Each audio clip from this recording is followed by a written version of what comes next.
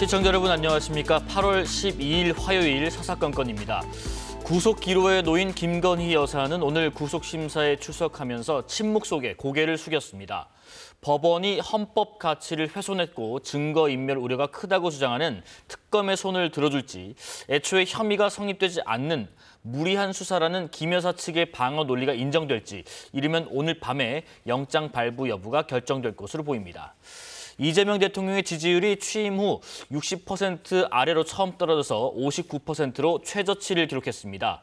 양도세와 이춘석 의원 논란에 특히 어제 확정된 광복절 특사에 대한 여론이 영향을 줬을지 분석해봅니다. 더불어민주당 당대표 비서실장 한민수 의원, 국민의힘 수석대변인 박성훈 의원과 함께합니다. 어서 오십시오. 안녕하세요. 안녕하십니까. 예. 자, 우선 오늘 오전부터 김건희 여사에 대한 구속영장 실질심사가 윤석열 전 대통령 영장심사가 진행됐던 바로 그 장소에서 진행이 됐습니다. 구속심사는 4시간여 만에 종료됐고 김 여사는 구치소로 이동해서 영장 발부 여부가 결정될 때까지 대기를 합니다. 영장이 만약에 발부가 된다면 전직 대통령 부부가 동시에 구속되는 초유의 상황입니다. 아무것도 아닌 사람이 심려를 끼쳐 죄송하다고 했던 김 여사는 지난 특검 출석 때와는 다르게 오늘은 아무 말도 하지 않았습니다. 말씀하셨던 아무것도 아닌 사람 의미가 뭐였습니까? 명품 선물 관련 사실대로 진술한 거 맞나요? 김건희 엑셀 파일 본 적 있으십니까? 명품 시계는 왜 사달라고 했습니까? 일단 김건희 특검은 구속영장 청구서에 3가지 혐의를 구체적으로 적시했습니다.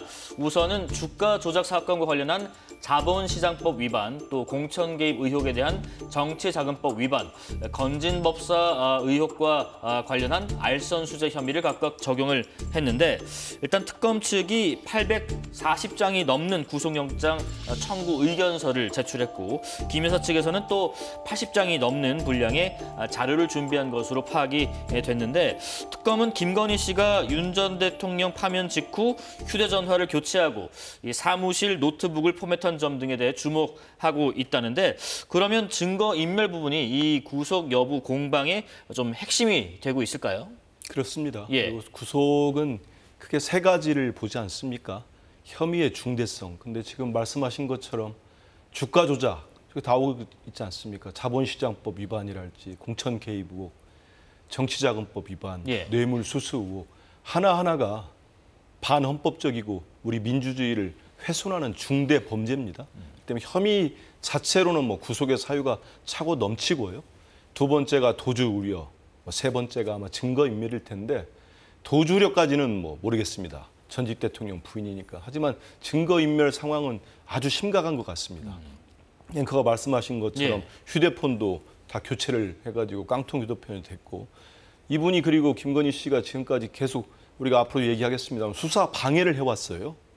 우울증을 핑계대면서 병원에 입원을 했고 압수수색을 하는데 그걸 방해한 또 정황이 있습니다. 네. 그렇기 때문에 너무 많은 거짓말들이 지금 진실로 거짓말을 했다는 것들이 다 드러나고 있습니다. 그렇기 때문에 저는 우리 대한민국 국격을 생각하면은 불행한 일입니다만은 예. 김건희 씨 혐의와 지금까지 해왔던 수사 방해와 증거 인멸 행위와 이걸 종합했을 때는 구속이 되는 게 당연하다고 봅니다. 지금 일단 뭐 적시한 거는 3가지 혐의인데, 오늘 밤에서 내일 새벽 사이에 뭐 결과가 나올 것으로 보인다고 해요. 네. 지금 말씀하신 것처럼 뭐 도주의 우려는 좀 적다고 손치더라도 증거인멸의 가능성이 여전히 좀 높은 상황인가, 어떻게 보고 계신지요? 네, 아마 이제 재판부 입장에서 볼 때는 네. 혐의 소명과 함께 제가 보기에도 증거 인멸에 대한 우려가 제일 클 것 같습니다. 네네. 이 부분은 법과 원칙에 따라서 재판부가 제대로 판단하리라고 보여지고요. 개인적인 바람이 있다면 예. 김건희 여사께서 직접 소명을 좀 해주셨으면 좋을 것 같습니다. 이 부분에 대해서는 실체적 진실이 과연 무엇인지 국민 여러분께서 모두 다 궁금해하고 계시잖아요. 본인이 전직 영부인으로서 최초로 영장 실질 심사에 서게 된 점에 대해서 안타깝게 생각을 하고요. 지금 제기된 의혹에 대해서는 직접 한번 소명을 하는 그런 기회가 주어지고 국민 여러분들께서 제대로 판단할 수 있는 그런 기회가 만들어줬으면 좋겠습니다. 그러니까 이제 뭐 특검 조사에서 진술하는 것에 좀 더 나아가서 네. 좀 소명을 직접 진술하게 좀 하는 기회가 좀 있었으면 좋겠다라는 그렇습니다. 그런 말씀이신 것 같아요. 김건희 특검이 그 조금 전에 발표한 속보 내용도 좀 짚어보겠습니다. 특검보 브리핑 내용부터 잠깐 듣고 오겠습니다. 서희건설 측은 윤석열 전 대통령 나토 순방 당시 김건희 씨가 착용한 방 클리프앤 아펠 목걸이를 교부한 사실을 인정하는 취지의 자수서를 특검에 제출하였습니다. 김건희 씨 오빠의 인척 주거지에서 발견된 가품과 위 진품 목걸이 실물 2점을 증거로 법정에 제시하였습니다.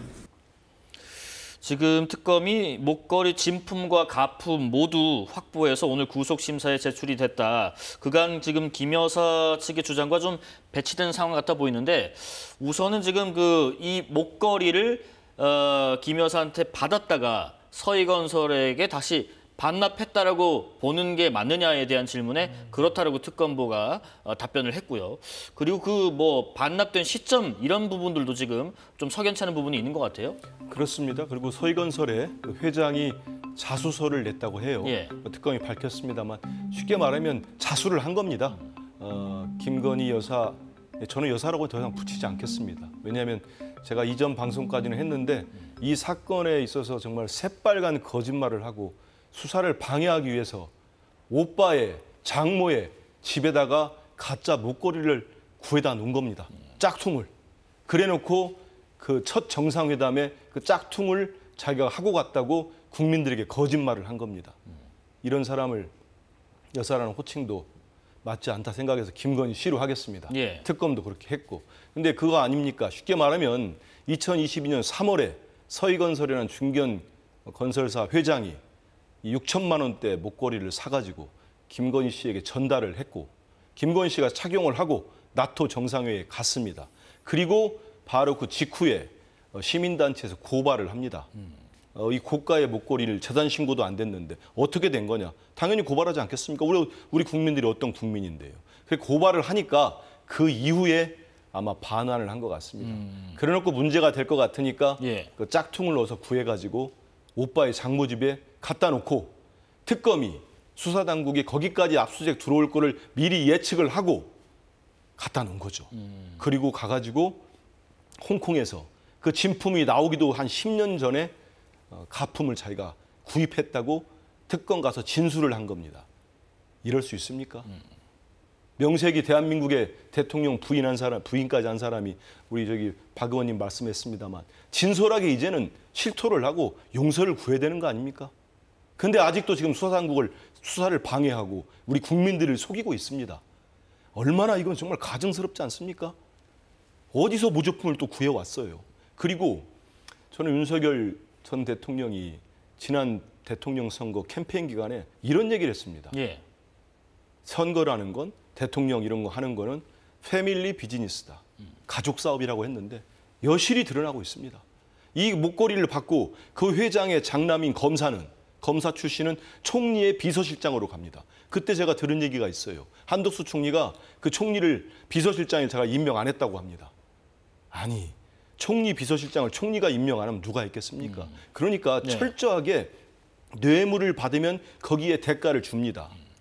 말 그대로 장사를 한 거죠. 국가를 놓고 예. 공직을 놓고 그렇기 때문에 저는 이제 특검이 수사를 잘 해가지고 다 밝혀내고 있는데 네. 지금이라도 국민들께 용서를 구하고 그와 별도로 저는 왜 특검이 지금 진품과 가품을 영장 실질심사에 제출했겠습니까? 아마 판사들이 봐도 저와 똑같은 마음이었을 겁니다. 야, 이럴 수가 있어? 명색이 대통령 부인이 이렇게까지 한단 말이야? 그러면 영장이 저는 발부될 거라고 보고요. 예. 전 지금이라도 윤석열 씨나 김건희 씨 모두가 더 받을 필요도 없어요. 벌을 더 받을 필요도 없고 죄를 지은 만큼 상응하는 벌을 받아야 된다. 이런 말씀을 꼭 드리고 싶습니다. 예, 지금 그 서희건설 입장에서는 지금 특검의 목걸이 교부 사실 인정한 자수서를 지금 앞서 전달한 것처럼 제출을 했는데, 근데 이제 특검이 압수수색하기 앞서서 이 건물을 서희건설에 비우고 출입자 폐쇄 조치까지 했었는데 특검에 갑자기 자수서를 제출했다. 왜 그랬다고 보시는지요? 그래요. 이 부분이 이제 구속의 필요성과 상당성을 재판부가 판단하는데 결정적으로 작용할 수도 있을 것 같습니다. 네. 아마 지금 밝혀진 내용이 사실이라고 하면 증거 인멸이라든지 범죄형이 소명에는 불리하게 작용될 수도 있거든요. 네네. 그렇기 때문에 아마 김건희 여사 변호인 측에서는 이 부분에 대해서 어떻게 소명이 이루어지는지 저희도 지켜봐야 될 것 같고요. 예. 결국 법과 절차적 정의 이 부분을 어떻게 특검이 지켜나가면서 혐의를 입증해내느냐가 관건인 것 같습니다. 아마 특검이 그동안 수사를 지금까지 지속해 오면서 결정적인 물증을 제시를 하지는 못했다고 보는데 지금 나와 있는 이런 부분들이 특검이 기소를 하고 재판부가 구속 여부를 판단하는 데 있어서 중요한 스모킹 건으로는 작용될 수도 있을 것 같다는 그런 생각을 합니다. 예. 자, 이런 가운데 이른바 집사 게이트의 당사자인 김예성 씨가 오후에 베트남에서 잠시 후에 좀 귀국을 하는 것으로 알려졌습니다. 김건희 특검팀은 공항에서 곧바로 김 씨를 체포할 예정이라고 하는데요. 먼저 이른바 집사 게이트 핵심 내용, 그러니까 김예성 씨가 설립한 IMS 로빌리티의 여러 기업에서 거액의 투자를 했다는 건데 이런 것들이 어떤 부분이 좀 문제가 되는 건가요? 일단 첫째는 예. 저도 살펴보니까 언론 보도를 통해서 보니까 이 김혜성 씨와 김건희 씨의 사이가 보통 사이는 아닌 것 같습니다. 뭐 호칭도 누나 동생 뭐 그런 사이라고 하지 않습니까? 근데 김건희 씨의 어머니 예. 최은순 씨의 그 유명한 잔고 증명서 위조 사건에 깊숙이 가담돼 있지요. 그리고 코바나 콘텐츠의 어떤 협찬비 이런 의혹 사건 거기에다가 또 보면은 도이치모터스 주가 조작 혐의에도 이 김혜성 씨가 가담되어 있다는 의혹이 있습니다. 네. 그래서 둘의 관계가 심상치가 않아요. 근데 김혜성 씨가 만들었다는 그 IMS 모빌리티인가요? 예. 그 회사가 벤처기업이고 저도 보니까 실적이 변변한 게 없습니다. 그런데 이 기업에 아마도 김건희 씨를 팔아가지고 영업을 하지 않았겠습니까? 근데 국내의 굴지의 대기업이 한두 푼도 아닙니다. 대기업들, 중소기업, 벤처기업에 1,000만 원, 5천만 원도 정말 까다롭게 합니다. 그런데 무려 184억 원을 투자를 합니다. 그리고 이제 도주했다가 이번에 귀국해가지고 체포된 김혜성 씨가 그중에 엄청난 액수죠. 46억 원인가를 차명으로 빼돌렸다는 의혹까지 있는 거예요. 네네. 거기에 투자한 회사들이 카카오, 효성 이런 대기업들입니다. 근데 공교롭게도 그 대기업들이 여러 가지 사법적인 문제가 있을 때 이 회사에 투자를 했다는 겁니다. 그러면 합리적 의심을 할 수가 있는 겁니다. 과연 그 대기업들이 김예성이라는 사람을 보고 했겠는가, 투자를? 아니겠죠. 그 뒤에 있는 뒷배가 있지 않겠습니까? 이런 의혹들을 특검이 보고 있는 거죠. 네. 그래서 이 또한 저는 김혜성 씨가 체포가 됐기 때문에 또다시 우리 국민들이 충격받는 일들이 또 밝혀질 것 같습니다. 네. 윤석열 씨와 김건희 씨가 벌인 모든 죄와 또 부끄러운 일들은 모든 몫이 우리 국민들한테 오는 것 같아서 저 역시 참담합니다. 그런데 네. 이번 건에 있어서도 특검이 이제 신변까지 확보한 거 아닙니까? 제대로 수사하면은 고구마 줄기 캐 나오듯이 여러 가지 비리들이 나오지 않을까 예상해 봅니다. 김혜성 씨가 이제 설립에 참여한 그 회사의 굴지의 기업으로부터 거액의 투자금을 유치받았다는 것이 과연 그냥 김혜성 씨만 보고 했는 것인가? 또 하나 차명 계좌로 들어간 것으로 알려진 이 46억 원은 대체 어떤 돈인가? 뭐 이런 부분들을 규명을 해야 될 텐데 지금 저희 KBS 취재진이 어제 베트남 현지에서 단독으로 김혜성 씨를 만나서 영상 인터뷰를 3시간 동안 진행을 했습니다. 김 여사의 어머니 최은순 씨 부탁으로 잔고 증명서 위조에 가담한 것은 치명적인 과오라면서 2018년 이후로는 김 여사와 거의 연락이 끊긴 사이라고 주장을 했는데 그런데 특검 출범 이후에 들어오지 않다가 갑자기 왜 이 시점에 귀국을 했을까 하는 부분도 궁금합니다. 네, 아마 이제 김건희 여사와의 관계 부분들이 이제 정리되고 있다라고 생각을 하고요. 더 중요한 부분은 특검 수사가 어느 정도 팔분응선을 향해서 가고 있는 상황에서 네. 어떻게 보면 연결고리라고 할 수 있는 분이잖아요. 이분이 결국 진실을 규명하는 데 있어서 중요한 역할을 할 수 있다라고 그렇게 생각을 합니다. 네.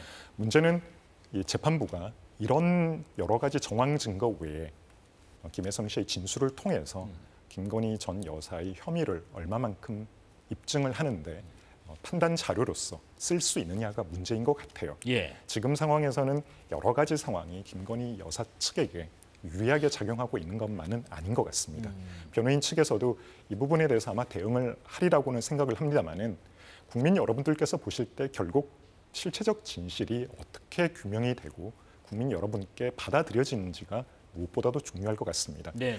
이 자리는 제가 아니라 김건희 여사 측의 변호인이 나오는 게 오히려 맞지 않을까 하는 생각이 들고요. 국민의힘 입장에서는 특검의 조사 결과, 수사 결과를 담담하게 지켜보고 오늘 아마 자정으로 예상이 되는 영장실질심사 결과를 담담하게 지켜보도록 하겠습니다. 네. 자, 3시간 동안 과연 어떤 속내를 털어놨는지는 오늘 밤 9시 뉴스에서 자세히 확인하실 수 있습니다. 자, 이번에는 지난 대구에 이어서 오늘은 부산, 울산, 경남 부울경 합동연설회를 진행한 국민의힘 상황도 짚어보겠습니다. 지난 대구 연설회에서 배신자, 이 야유 소동을 좀 일으켰던 전한길 씨에게 국민의힘은 전당대회 출입 금지 조치를 내렸지만 전 씨가 행사 참석을 예고하면서 좀 충돌하지 않을까 예상도 됐었는데 잘 정리가 된 것 같습니다. 먼저 전한길 씨가 올린 영상을 잠시 보시겠습니다. 입장을 금지 조치하였기 때문에 저는 들어갈 수가 없습니다. 좀 억울한 면도 있지만은 그래도 평당원으로서 국힘 지도부의 결정에 대해서 대승주의 차원에서 수용합니다. 그래서 남은 전당대회 잘 치러지길 바라고 일단은 국민의힘 지도부의 결정에 대해서 대승적인 차원에서 수용한다라는 네. 입장을 밝혔는데 어떻습니까? 지금 징계 절차가 지금 개시가 된 상황이 좀 영향을 미쳤을까요? 그럼요. 일정 부분 작용을 했다라고 보여지고요. 네. 전당대회는 말 그대로 그 당의 축제입니다. 이런 축제의 장이 오히려 갈등과 분열의 모습을 노출시켰다는 점에서 보면 일반 당원인이긴 하지만 전한길 씨가 부정적인 그런 말을 들을 수밖에 없는 그런 상황이었고요. 네. 특히나 이번 부울경 합동연설회 같은 경우는 전한길 씨가 참석하는지 여부가 모든 언론의 관심사였지 않습니까? 후보들이 미래의 비전과 정책을 가지고 혁신을 가지고 경쟁해야 되는 그런 상황에서 오히려 부정적인 이슈로 도배되는 것에 대한 부담도 분명히 있으리라고 생각을 합니다. 네. 결국 당이 좀 더 미래를 위해서 그리고 새로운 수권 정당으로 발돋움하는 데 있어서 전한길 씨의 저런 모습들이 좋게 보여지지 않았다는 거죠. 국민의힘이 분명히 반성하고 나아가야 될 부분이라고 생각을 하고요. 네. 전한길 씨 입장에서도 물론 하고 싶은 말들은 많을 겁니다. 그렇지만 이러한 상황이 만들어지게 된 데에 대해서 본인이 분명히 원인을 제공한 부분이 있다고 보여지거든요. 그런 부분들을 반성을 하고 우리 당을 위해서 그리고 당의 미래를 위해서 협조를 하는 것은 바람직한 모습이라고 생각을 합니다. 예, 지금 전한길 씨가 그 영상 외에 또 오늘 따로 밝힌 입장문도 간략히 좀 보겠습니다. 전당대회 출입 금지에 따른 입장이라고 제목을 달았는데요. 일단은 전한길은 가해자가 아닌 피해자다. 그리고 뭐 장래 소란 행위를 목적하지 않았다. 단지 저항권을 발동한다라고 전한길 씨가 올린 글이 있는데 일단은 본인이 이때 피해자다. 그리고 저항권을 발동한 것이다라는 주장이 있었고 이게 어떤 의미인지도 궁금하고 앞으로는 계속해서 지금 전당대회에 직간접적으로 관여하겠다는 건지 그렇다면 상대당 입장에서 좀 난감할 것 같은데 어떻게 보고 계신가요? 우리 박 의원 이렇게 쳐다보고 있는데 예. 제가 참 심한 소리 하기도 뭐한데 엉망진창이 돼버렸죠. 대선에 패배한 정당이 혁신과 쇄신을 기치로 여는 전당대회가 되는 거 아닙니까? 근데 앞서가지고 유튜브 보면은 올렸어요. 남은 전당대회 잘 치르라고. 이거 고마워야 됩니까? 덕담입니까? 저 엉망진창을 난장판을 만든 사람이 또 입장까지 냈습니다. 지금 전한길이 뭡니까? 전한길이 뭐길래 국민의힘은 저렇게 휘둘리고 있고 우리 중요한 KBS의 토론에서 전한길의 입장을 놓고 얘기하고 있습니다. 본인이 피해자이고 저항권? 저항권은 뭡니까? 저도 헌법을 여러 차례 읽었습니다만 저항권이라는 게 있습니까? 그거 정광훈 목사가 얘기하는 거 아닙니까? 그구들끼리 통하는 용어들 아니에요. 저항권 발동한다고 해가지고 대한민국 역사상 초유의 서부지방법원 폭동 사태, 난입 사태가 벌어진 거 아닙니까? 근데 저러고 있어요. 저기에 대해서 출입 금지를 시킬 게 아니고 바로 제명을 했어야죠. 안 그렇습니까? 그러니까 참 상대당입니다만은 지금 이 전당대회를 거쳐가지고 지금 유력한 후보 중에 한 분이 된다고 한다면 예. 국민의힘은 저는 극우에 의해서 포획된다고 봅니다. 그러면 어떻게 앞으로 선거를 떠나서도 그렇고 국민으로부터 지지를 받을 수 있을까 이런 걱정도 되고요. 그리고 한편 보면 저는 이 모든 게 참 우리 박 의원님 계시지만 자업자득인 것 같아요. 그러니까 지난해 12월 3일 날 본인들도 얘기하지 않습니까? 많은 수의 의원들과 당원들이 그 12.3 계엄은 유연적이고 유법적이다. 절대 있어서는 안 된다. 그런데 그 뒤로 무슨 일이 벌어졌습니까? 국회의원 45명이 한남동 당시 윤석열 대통령 관저에 가서 스크럼을 짜고 수사당국의 적법한 체포영장 집행을 방해했습니다. 그게 맞는 말입니까? 헌법재판소 몰려가가지고 제대로 탄핵하지 말라고, 방해하려고 하고 인격적으로 모독 줬습니다. 끝까지 그런 일을 벌인 거예요. 지금도 전당대회 하는데 저런 사람들 유튜브 가가지고 면접 보고 있고 최고위원 후보들도 가가지고 질문 받는 게 뭔지 아세요? 윤석열 씨 면회 갈 거냐 안 갈 거냐 이런 질문을 받고 있어요. 최고위원 후보라는 사람들이. 그게 정상입니까? 예. 그렇게 해가지고 어떻게 국민들로부터 지지를 받을 수가 있습니까? 그거를 잘라냈어야 됩니다. 근데 아직도 계엄이 계몽령, 탄핵은 옳지 않았다. 윤 어게인이 보수 어게인이다. 네. 이런 주장을 하고 있으면서 전 전당대회가 제대로 되겠습니까? 저는 지금이라도 전한길 씨의 이 유튜브 영상과 입장문을 보고 안도하는 사람이 국민의힘에 있다면 말 안 되죠. 예. 지금이라도 빨리 제명하고 손절하십시오. 네, 지금 한 의원님께서 말씀하신 바로 그 영상이 있는데 그거 보고 제가 또 우리 박 의원님께 좀 의견을 여쭤볼게요. 네. 어제 국민의힘 최고위원 후보 절반이 그 전한길 씨 앞에서 이게 면접인가라고 불릴 만한 모임이 있었는데 한번 보고 말씀 나누겠습니다. 전한길 선생님께서 적절한 정도의 얘기를 했을 뿐인데 뭐냐면은 방청객들의 호응이 굉장히 컸던 거죠. 12월 3일 이후에 보수정당 국민의힘이 굉장히 어려웠을 때 혜성같이 나타났고 그때 전한길 한마디 한마디에 많은 국민이 희망을 가졌고 우선 그 전한길 선생님 징계 문제에 대해서는 어제 그 비대위 측 그 원내수석과 통화를 했고요. 즉시 중단시켜 줄 것을 요구했습니다. 전 탄핵 이후에 전화번호 알아서 연락드렸습니다. 지금 접견이 문제가 아니고 이것이 인권 탄압이고 국제적으로 문제가 되고 있거든요. 그 영상을 보니까 좀 궁금한 점이 있는 부분이 네. 지금 국민의힘 지도부에서는 뭐 소위 말하는 전한길 경고령을 지금 내린 상황인데 네. 오히려 최고위원 후보분들의 다수는 이 당원이 지 한 달 된 전한길 씨를 두고 오히려 좀 친길 경쟁을 하는 것인가 하는 부분이 듭니다. 분명하게 말씀드릴 부분은 당 지도부에서는 전한길 씨에 대해서 징계 절차에 착수를 했습니다. 네. 다음 주 정도의 결론이 나올 수도 있고요.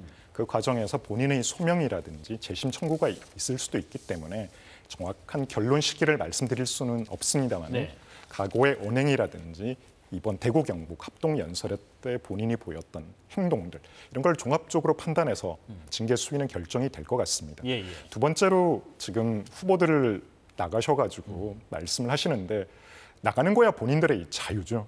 다만 이번에 당원 80% 그리고 일반 국민 여론 20%가 반영되는 그 룰에 따르다 보니까 당원들의 마음을 좀 더 얻기 위한 그런 행동으로 보여지고요. 후보들은 한 표가 아쉬운 상황 아니겠습니까? 그래서 저런 상황에 아마 처해 있는 것 같은데 제가 보기에는 결국 정치는 책임지는 자리라고 생각을 합니다. 본인이 했던 말, 본인이 했던 행동에 대해서 결국 당원들과 국민들로부터 책임을 져야겠죠. 그 부분은 합리적이고 상식적인 국민과 당원들이 잘 판단하시리라고 생각을 합니다. 앞에 우리 한민수 의원님께서 관저 앞에 갔던 45명 의원님 말씀을 하셨는데 그게 내란으로 바로 연결될 수가 없죠. 당시에는 절차적인 하자 그리고 절차적 정의에 대한 부분들을 강조하기 위해서 갔던 부분이었고요. 당시 45분의 의원을 포함해서 우리 당 의원 누구도 비상계엄 조치에 동의를 한 적이 없습니다. 찬성하지 않았고요. 그런 절차적인 부분은 결국 중앙지법의 구속 취소 결정으로 어느 정도 상당성인 합리성을 인정을 받았다는 점을 분명하게 말씀드리고 싶습니다. 보충 질문 짧게 드리면 이제 모레 전한길 씨에 대한 소명을 듣고 이제 그 이후에 이제 징계 절차가 진행될 텐데 아까 그 한 의원님 말씀하신 것처럼 이런 절차를 밟을 것이 아니라 애초에 지도부가 나서서 좀 사전에 뭐 제명을 한다든지 이런 부분에 조치가 있었어야 되는 거 아닌가 하는 의견에 대해서는 어떻게 생각하세요? 그 지도부가 신속하게 서울시당에 관련 징계 요청을 했었고요. 서울시당에서 여러 가지 언행들을 조사하느라고 시간이 좀 소요됐던 것 같습니다. 그거를 좀 더 단축하기 위해서 지금 중앙당 징계위로 징계권을 가지고 와서 현재 심사를 하고 있는 중이고요. 어제 중앙당 징계위원회, 윤리위원회가 개최가 돼서 이제 여러 가지 내용들을 검토를 했습니다. 징계 개시 결정을 하고, 다만 지도부가 직접 징계 내용에 간여를 하거나 그 수위를 결정할 수 있는 구조는 아닙니다. 새로운 내용들이라든지 또 소명도 받아봐야 되기 때문에 절차적으로 시간이 소요될 뿐이지 국민의힘 당 지도부가 전한길 씨에 대한 징계 절차를 회피하거나 지연을 하고 있다는 점은 아니라는 것을 분명하게 말씀드리고 싶습니다. 예. 자, 그리고 이어서 오늘 생중계됐던 국무회 내용도 좀 짚어보겠습니다. 이재명 대통령이 지난 9일에 휴가 후에 업무에 복귀하자마자 모든 산재 사망 사고를 대통령에게 직보하라고 지시했었는데요. 오늘 국무회의에서는 특히 이 산재 사고 방지를 위한 사전, 사후 조치 내용 등에 대해서 보고를 받았습니다.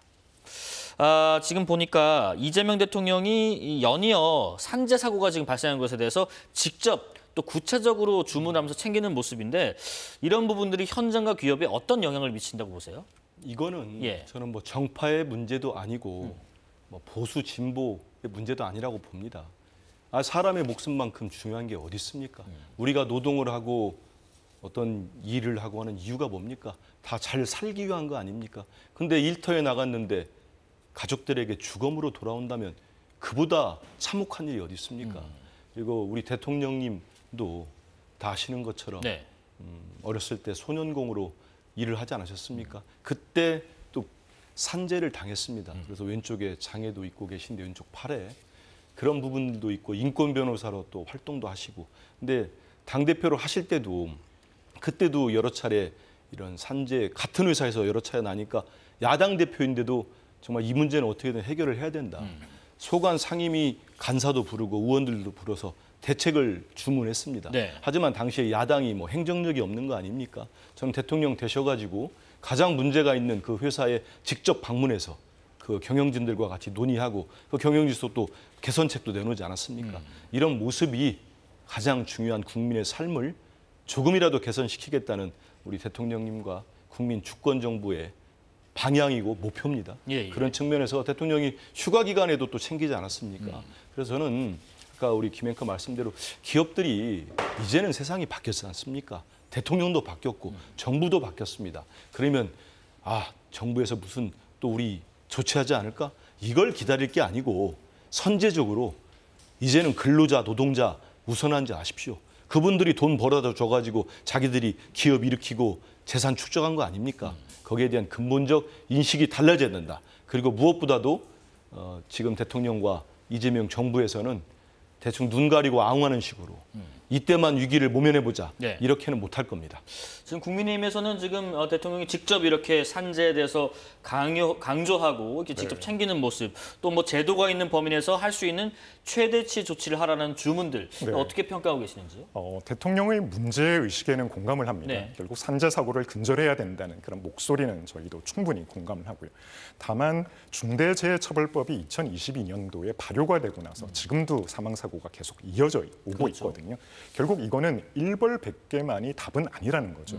우리 산업 현장에 지금 상존하고 있는 구조적이고 근본적인 문제를 도외시한 채 일벌백계만 몰두한다. 결국 우리 기업 현장을 잘 이해하지 못하는 그런 부분이라고 보여집니다. 왜냐하면 우리 산업 현장은 다른 선진국들과 비교해서 건설업과 제조업의 비중이 높거든요. 그렇습니다. 그렇다고 할 때 산업 재해는 발생될 수밖에 없는 그런 요인이 많습니다. 특히 구조적으로 보더라도 하청과 원청 그리고 재하도급에 이르기까지 이런 시스템적인 부분을 도외시하고 단순히 일벌백계를 외친다. 저는 실효성 있는 대책이라고 보여지진 않고요. 특히 대통령이 말 한마디로 기업을 문 닫게 한다. 만일에 지금 포스코 ENC 같은 경우는 최근 5년간 사망사고가 가장 적었던 기업입니다. 사망사고가 발생한다고 해서 모든 건설회사를 문 닫게 한다. 앞으로 대한민국 10대 건설사는 어느 누구도 남지를 못할 것 같습니다. 결국은 일벌백계가 아니라 그 근본적인 문제를 해결할 수 있는 시스템을 만들어야겠죠. 가장 중요한 부분들이 예를 들어 원하청의 재하도급 구조를 새롭게 바꿔나간다든지, 그리고 특히나 이제 산업 안전과 관련되는 교육을 사용자와 피고용인이 같이 이수를 한다든지 다양한 제도적 장치를 마련할 수 있을 것 같습니다. 네. 이런 공감대가 확보되지 않은 상황에서 단순히 처벌 위주로 간다는 것은 우리 산업의 경쟁력을 떨어뜨리는 부분이 있거든요. 분명히 산업재해는 막아야 되고 그거를 재발 방지를 하기 위한 대책은 촘촘하게 만들어져야 하지만 기업을 문 닫게 하는 것만이 능사는 아니라는 점을 분명히 강조하고 싶습니다. 네, 취지에는 공감하지만 그 방법적 측면에서 좀 더 촘촘한 검토가 필요하다는 의견이신 것 같아요. 사사건건에서는 내일 고용노동부 장관 모시고 이 내용에 대해서 깊이 있는 대담을 나눌 예정입니다. 자, 이번에는 이재명 대통령 지지도 여론조사 좀 잠깐 보겠습니다. 대통령 국정수행 평가에 긍정과 부정을 묻는 말이었습니다. 긍정이 56.5%, 부정이 38.2%로 지난 조사에 보다 긍정은 6.8%포인트 하락했고 이게 취임 후 60% 아래로 난 거 처음이고 최저치를 나타냈다고 합니다. 지금 이 조사는 에너지경제신문 의뢰로 리얼미터가 조사했고요. 8월 7일부터 8일까지 양일 동안 전국에 거주하는 만 18세 이상 남녀 1,006명을 대상으로 무선 ARS 100% 방식 조사였습니다. 표본오차 95% 신뢰 수준의 플러스 마이너스 3.1%포인트입니다. 자, 일단 지금 이 대통령 지지도 보면은 이런 평가가 있습니다. 지금 국민의힘과 또 정의당 그리고 일부 시민단체에서 이 광복절 특사 명단에 조국 전 대표 또 윤미향 전 의원 등등이 이 사면 대상에 포함된 거를 두고 좀 비판의 목소리가 나오는 거 아닌가 하는 얘기도 있는데 향후에 이런 흐름들이 당과 대통령 지지율에 어떤 영향을 좀 미칠 것으로 보이시는지요? 말씀하신 대로 예. 사면 문제로 국한한다면은 저는 뭐 크게 영향은 없을 거라고 봅니다. 왜냐하면 네. 지금 여러 관점에서 정말 대통령께서 휴가 기간에도 상당한 많은 고심을 했을 거로 제가 추정을 해봅니다. 그런 고심 끝에 문재인 전 대통령께서도 뭐 권유가 있었고 네. 여러 우리 범여권의 원로들 같은 경우도 조국 전 대표에 대한 사면이 필요하다는 건의들이 있었습니다. 종합적으로 판단을 했고 실제로 뭐 여론 지형상에도 제가 수치까지 말씀드리면 안 되기 때문에 안 합니다만 조국 전 대표의 사면이 필요하다는 것과 필요하지 않다는 의견들이 거의 정말 팽팽할 정도로 있었다고 봅니다. 네. 뭐 다 만족시키면 좋겠습니다만은 뭐 우리 정치라는 게 그러긴 쉽지 않은 거 아니겠습니까? 그래서 대통령께서 고유의 사면권을 절제돼서 사용했기 때문에 여당의 일원으로서 저는 그 부분에 대해서 이제 더 이상 뭐 말할 필요는 없을 것 같고요.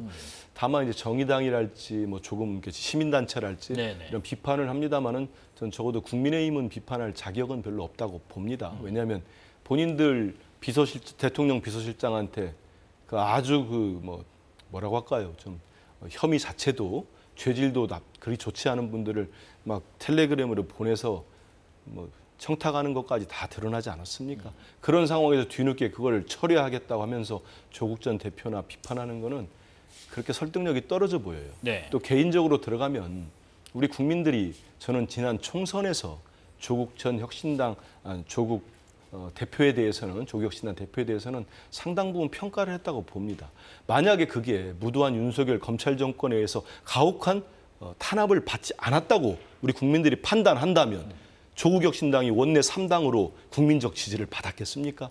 여러 가지 평가들이 있었고 그 가혹했다. 네. 그리고 실제로 윤석열 검찰총장 때 수사한 거 아닙니까? 그 혐의 중에 사모펀드 같은 경우 언론에서 대대적으로 보도했어요. 하지만 다 무죄 났습니다. 그런 부분들도 있다는 거, 가혹한 수사가 이루어졌다는 거. 또 하나만 덧붙인다면 저도 사실 몰랐습니다. 윤미향 전 의원이 그때 언론에서 그렇고 검찰이 언론에 흘리고 발표하는 것만 들으면 정말 이분이 어마어마한 파렴치한 짓을 했겠구나.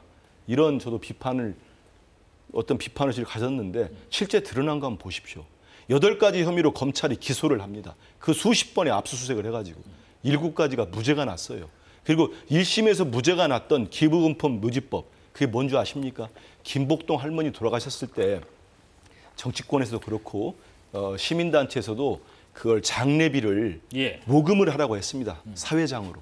근데 그걸 2심 판사가 마모 판사가 그걸 다시 유죄로 판결한 게 있습니다. 그래서 결국은 위안부 할머니에 대한 모금액을 횡령했다는 액수가 1심에서 한 1,700만 원 나왔다가 2심에서 7,900만 원이 나왔습니다. 제가 그분의 혐의를 대법원까지 나왔는데 두둔하겠다는 게 아닙니다. 하지만 제가 말씀드린 이러 정황들을 다 살펴본다면은 이미 형량을 받았고 한 부분에 있어서 사면 복권이 이루어졌다. 뭐 제 설명에도 불구하고 비판적인 국민들 계시다면은 거기에 대한 또 소명이 필요하겠지요. 예. 지금 뭐 종합적으로 들어보겠습니다. 지금 대통령 국정수행 지지율에 대한 의견이 며칠 전 어제 발표된 그 대통령 네. 특사, 네. 광복절 특사 내용 포함해서 또 다른 것이 요인이 있을지 하고요. 네. 그리고 한 의원님 말씀하신 것처럼 지금 최악의 정치 사면이다라는 어제 국민의힘 비판에 있었는데 반대로 국민의힘이 요구한 전 의원들에 대해서는 포함된 것에 대해서 아무런 언급이 없는 거. 이런 부분도 좀 지적이 나오거든요. 자, 제가 우선 말씀드리고 싶은 예. 것은 아마 이재명 정부 출범 이후에 가장 높은 최대치의 그 지지율이 폭락한 거로 6.8%포인트요. 평가를 내리고 싶습니다. 이 부분은 여러 가지 요인이 있을 수 있는데요. 첫 번째는 결국 이재명 정부가 높은 지지율에 취해서 폭주했던 그 결과 많은 경고음이 있었습니다. 특히 도덕성이 실종된 것을 저는 우선으로 꼽고 싶거든요. 도덕성이요? 네, 이춘석 법사위원장이 국회 본회의장에서 차명으로 그것도 미공개 정보를 이용을 했습니다. 권력형 비리죠.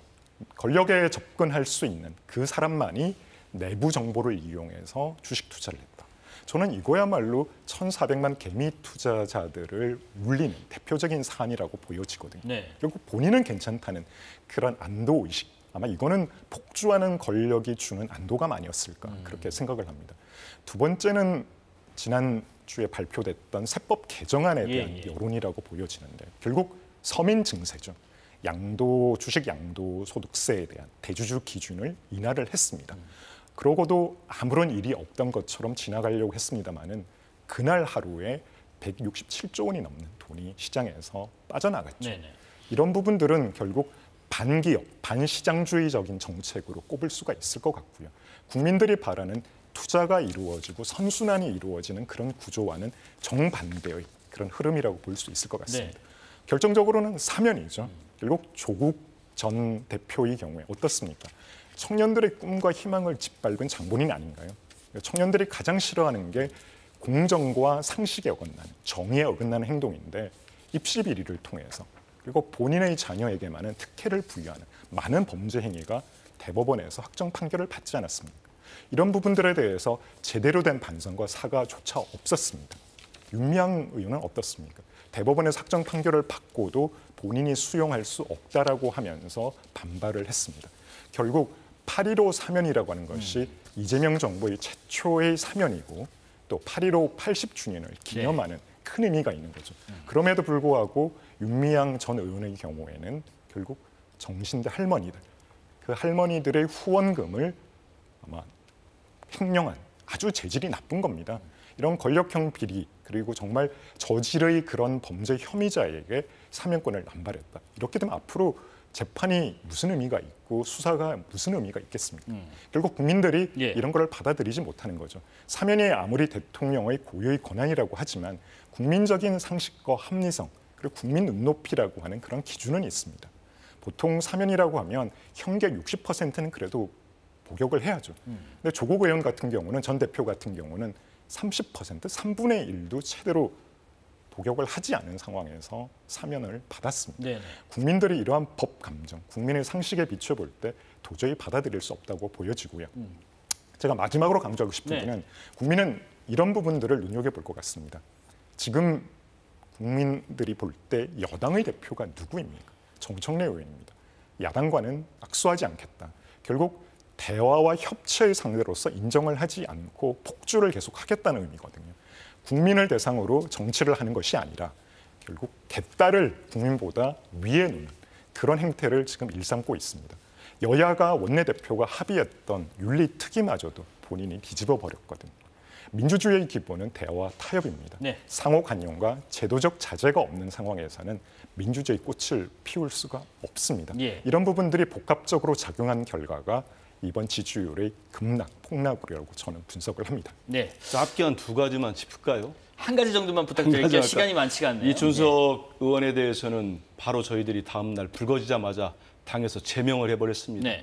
전환길이 유튜브 강사 하나 제명 못하고 전전긍긍하는 국민의힘이 할 소리도 아니고요.